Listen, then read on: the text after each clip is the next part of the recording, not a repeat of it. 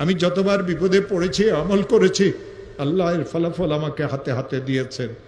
এই পর্যন্ত সারা পৃথিবী থেকে 10 লক্ষের উপরে এই আমল করে যারা আমার কাছে ফোন করে। আফ্রিকা থেকে, আমেরিকা থেকে, লন্ডন থেকে 9 লক্ষের উপরে তো মানুষেরা এই আমলের শেয়ার করেছে।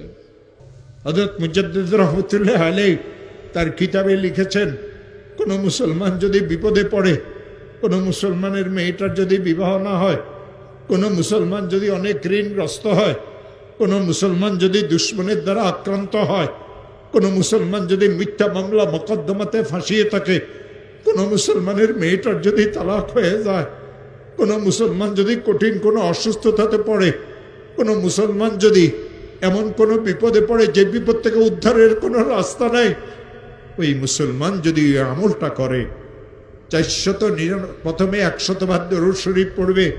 যেই দরুদ শরীফ সে পড়তে জানে, ইশারের নামাজের শেষে ঘুমের আগে পড়বে আল্লাহুম্মা সাল্লি আলা সাইয়্যিদিনা মুহাম্মদ 100 বার।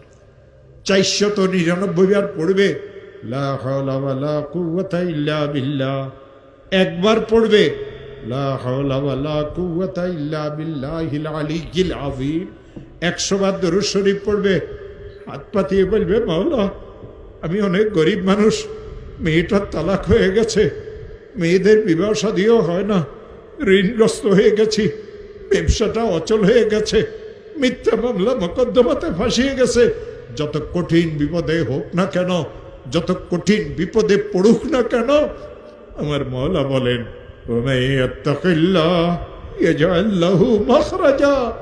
আমি তার জন্য উদ্ধারের রাস্তা করে দেব।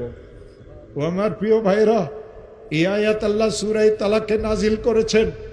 কেন সূরা তালাকে আয়াত নাজিল করেছেন জানেন? ইসলাম ধর্মে সবচেয়ে নিকৃষ্টতম জায়েজ হলো এই তালাক। এই তালাকের কারণে 2টা পরিবার ধ্বংস হয়ে যায়, মাসুম বাচ্চাদের জীবন ধ্বংস হয়ে যায়।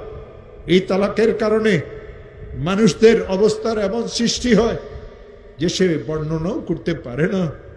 বড় বোনের তালাক হয়ে গেল, ছোট বোনগুলি বিবাহ আটকিয়ে গেল। নিশ্চয় মেয়েরা খারাপ, নাইলে কেন তালাক হইল? জামাইকে দেখতে তো অনেক ভালো লাগে। আমার প্রিয় ভাইয়েরা, এই মেয়েটা শ্বশুর বাড়িতে শান্তিতে ছিল না, বাপের বাড়িতে যতদিন ছিল ঘরের কাজ কামে মেয়েকে করা লাগতো। শ্বশুর বাড়িতে যাওয়ার পরে এই মেয়ের এত কষ্ট হয়, কাউকে খুলিয়ে বলতে পারে না। বাপ গরিব মানুষ, বাপের কাছেও বলতে পারে না, নীরবে সহ্য করে। যৌতুক নামের এক অভিশাপ মুসলমানদের ঘরে ঘরে ঢুকেছে।